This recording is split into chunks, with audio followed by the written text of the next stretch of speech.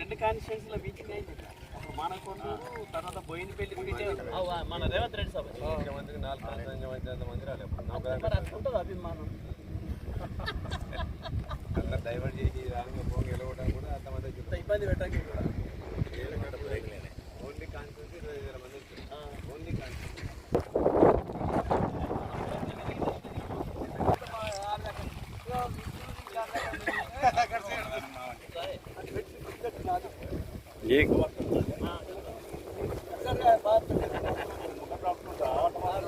అసలు ఎలక్షన్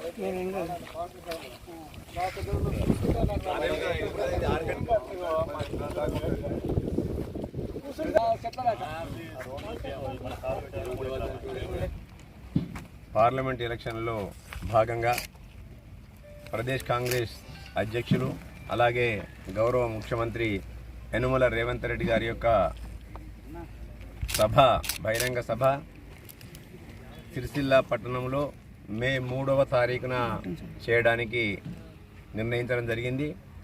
దీనికి భారీ ఎత్తున జనాలను కూడా రావాల్సిందిగా విజ్ఞప్తి చేస్తూ కాంగ్రెస్ పార్టీ శ్రేణులను శ్రేయోభిలాషులను అందరినీ కూడా ఇట్టి సమావేశాన్ని పెద్ద ఎత్తున విజయవంతం చేసి అందులో పాల్గొనాలని చెప్పి విజ్ఞప్తి చేస్తూ ఇక్కడ ఈ ప్లేస్లో స్థలాన్ని పరిశీలించి తగిన ఏర్పాట్ల గురించి ఈరోజు మేమందరం కూడా కూర్చొని సమీక్షించుకొని ఎంతమందిని ఈ సమావేశానికి మేము సమాయత్తం చేయాలి, ఎంతమందిని ఏ విధంగా ఈ సభను విజయవంతం చేయడానికి మా కాంగ్రెస్ పార్టీ శ్రేణుల్లో ఉత్సాహాన్ని నింపాలి, ఏ విధంగా సమీకరణ జరపాలనే దానిపైన మేమందరం కూడా ఆలోచించుకొని గౌరవ ముఖ్యమంత్రి గారి సమావేశాన్ని విజయవంతం చేస్తూ ఈ ప్రాంతం నుంచి అంటే కరీంనగర్ పార్లమెంటరీ కాన్స్టిట్యున్సీ నుంచి పోటీ చేస్తున్న వెలిచాల రాజేందర్ రావుకు మద్దతుగా జన సమీకరణ చేస్తూ ఇవాళ గౌరవ ముఖ్యమంత్రి గారు